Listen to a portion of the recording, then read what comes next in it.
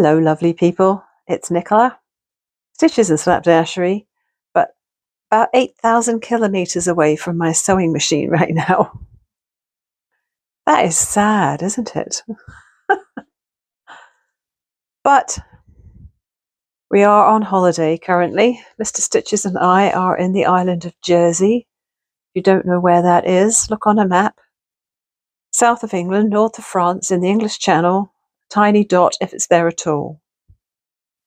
A lot of maps miss us all together because it's just such a small place. It's like 9 miles long by 5 miles wide. And yeah, there's quite a few people here and a lot of cars. Oh man, traffic never changes here. Well, it certainly never gets better anyway. It just gets worse, especially as there's loads of roadworks. The travelling part went really well. That was last Monday. And we had a very tight connection in London Heathrow. It was only about an hour. And so we landed. We got off the plane as quickly as we could. But you know how it is. If you've ever done a flight on a very, very large plane, you end up sitting there or standing in the aisle for a really long time until they open up the door so you can actually get off the plane. However, we quickly found out which way we needed to go. We had to get on a bus just to get to a different set of gates. Terminal 5, you come into Terminal 5 and you leave from Terminal 5, but in order to get to the A gates, which we didn't know we had to until we got there and asked somebody, we had to get a bus, and we're like, oh yeah, it's probably 2 minutes. No, like 12. It was quite the drive, considering it's all within the airport. My arm's getting tired. Hold on a minute. Sorry, my arm's getting tired. So we quickly found out where we had to be and got to the right gate for Jersey. And we got to the gate just as they started boarding Zone 0, and we were Zone 4. So that was good.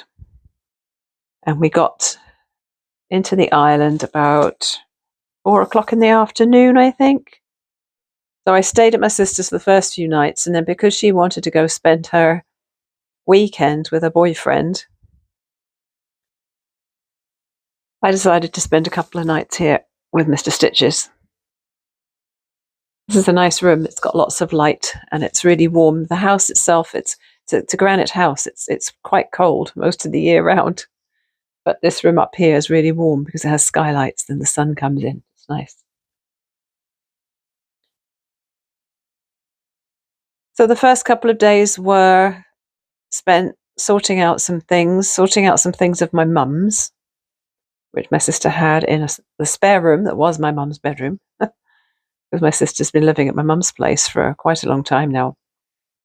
And then we made sure to do a few things that needed doing, like picking up the will at the lawyer's on Tuesday or Wednesday. It feels like I've been here for a really long time. It's only Saturday today.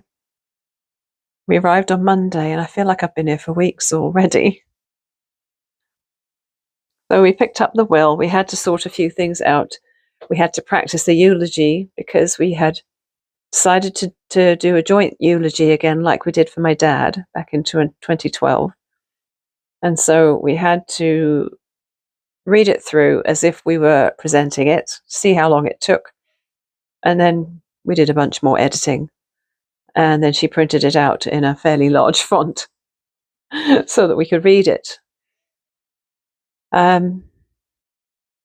We've had some good times watching movies and things like that, walking our dog. Thursday was the funeral. It went really well as far as funerals go. Good turnout. Greeted everybody before they all went into the crematorium. The close family filed in and sat in the front pew. 2 front pews. It was being led by a reverend from the parish church. Jersey has 12 parishes, and my mum's house is in St. Saviour's, and so the St. Saviour's minister ran the service, did some readings. My sister and I got up, did our thing. She stumbled on one part where she started to get upset, and I stumbled on the last bit where I started to get upset and I knew it was going to be a sticking point. It was just the last line, and I just knew that was going to be the breaking point. But then we sat down, and then we had some more music, and a friend of hers, who was her neighbour for a really long time, we'd asked her to read a poem, and so she did that. And yeah, it was over really quickly. I think the hardest part is seeing the coffin there. And we had asked for the rolling of the coffin into the oven, for want of a better word, for them to wait until after we'd all left the location, so that we didn't have to watch that happen, because it's kind of upsetting. And then, of course, my sister and I stood at the door and said goodbye to everybody as they came out, and thanked them for coming and all that. And then we went back to my sister's place. Well, it's not my mum's place anymore, is it? It's my sister's and mine now. Going to take a while to think of that. That house is partly mine, but there you go. We went back to the house afterwards, and we had arranged for a whole bunch of food to be delivered. There was so much food, and I don't regret it at all. I think my sister made a really good decision ordering what she did. We didn't want to make the food ourselves. We didn't know how many people were going to come back to the house. As it turned out, there were maybe a dozen of us, mostly the closest family members, plus one of my mum's cousins and her husband. And there was probably enough food for twice that many people, but that's okay, because a whole bunch of us saved food for dinner time and for the next day as well. So we all benefited. It was like a big grazing board. They brought the food on literal ceramic tiles that were about, 3 feet square? So we had one that was all cheeses, meats, and crackers. We had another one that was all sandwiches. There was another one that was all desserts. Amazing, looked amazing. Donuts and meringues and cookies and all sorts. And then for the vegans, there was an extra box of sandwiches and a box of fruit. So it was amazingly good. And we just did tea and coffee or cold drinks if people wanted that. And yeah, it worked out great. And then after that, we went for a walk with my niece and her family. So that was nice. So yeah, today we've been cleaning up my husband's uncle's house. He's moved into a care home, and there's a lot to do in his house. So we spent 4 hours there today.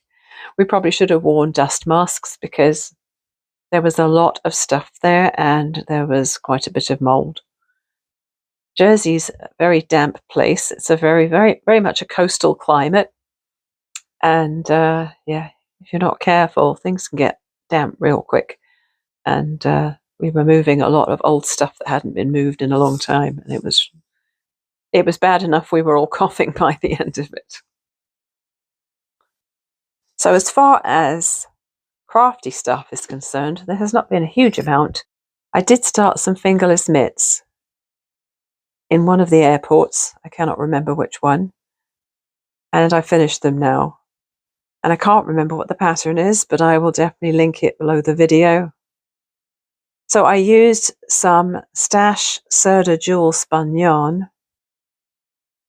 And so they are fraternal twins for sure. They are not identical by any means, because obviously as you work through the ball of yarn, it changes a lot. So with these, you make 4 squares that are a rather nice puffy, almost like a puffy granny square, kind of.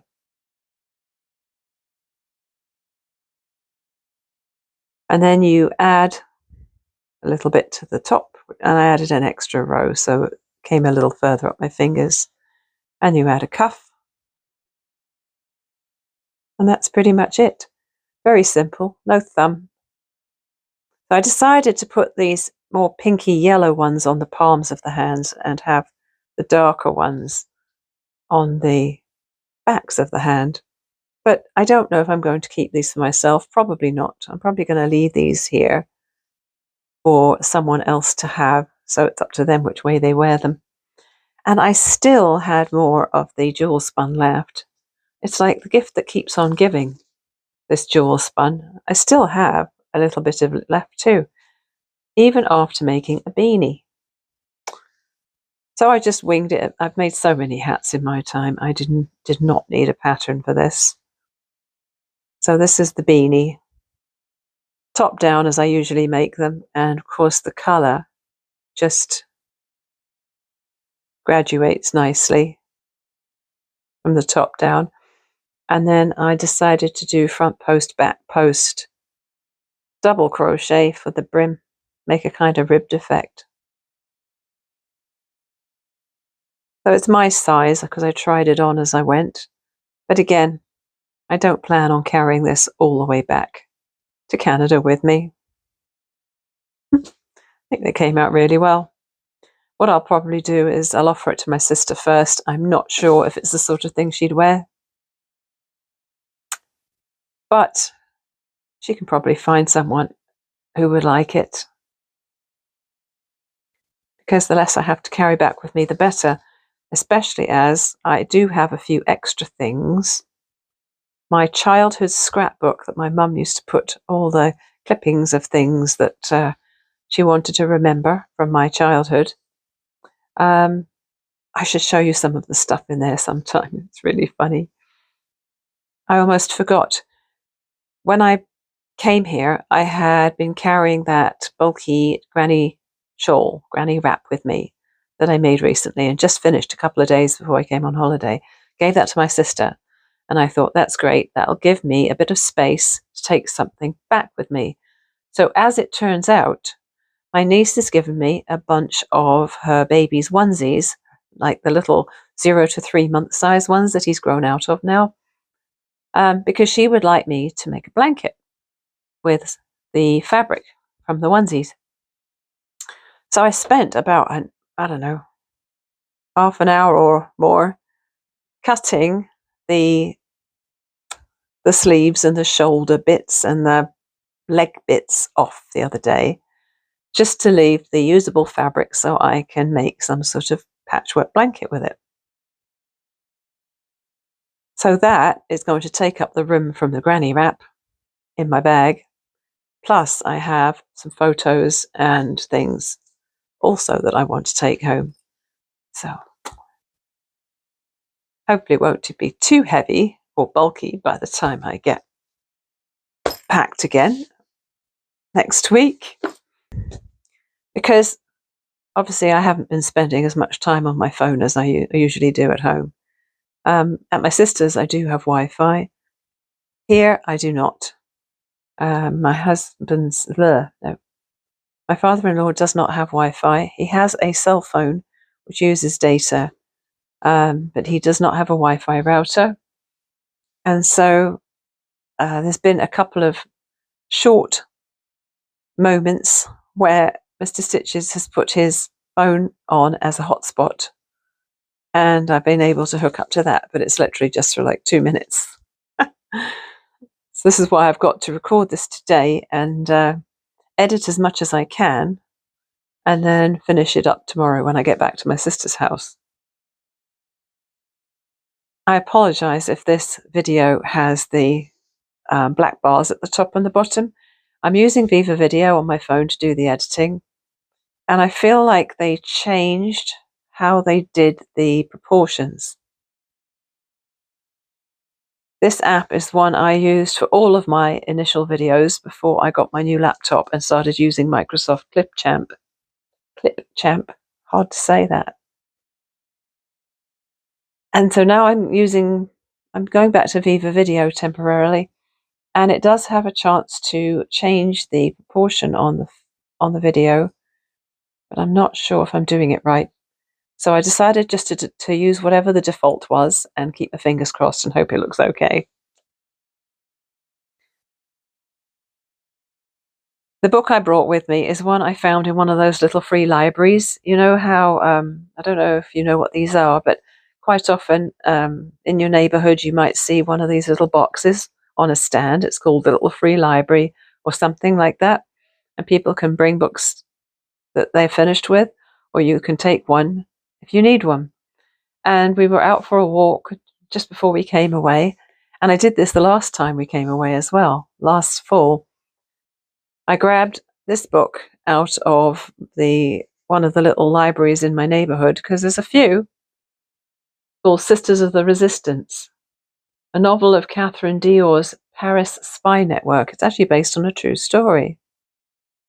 It's by Christine Wells. So obviously it was free. There's a price tag on it from obviously when it got sold before. But I didn't pay anything for it because I just picked it up from a neighbour's little free library. And I've barely read any of it, really. I've only read maybe a chapter or two because I've been busy with other stuff.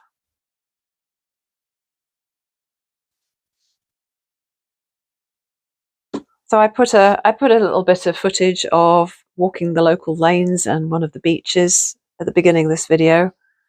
There's probably about 3 days worth of clips there. That wasn't all in one day. And yeah, I'm not sure what the next week's going to bring. We're planning on another family get together with my sister's kids and grandchild tomorrow. And after that, I'm not sure. We'll have a full week after Sunday to do more fun stuff. So I'm not sure what that's going to entail yet. Yeah, I'm not sure if I'm going to be adding any more to this. So probably keeping it short is a good idea. I can get it uploaded tomorrow for you. I just need to make sure I add some text and music to it because I can't do that when I have no Wi-Fi. So that's why I'll have to just do the tweaks tomorrow and get it put on YouTube. So thanks very much for watching once again. It's a little bit of a slapdash one today with not a lot of crafting involved because, yeah, not at home. So I'll see you again soon. Thanks very much. Bye for now.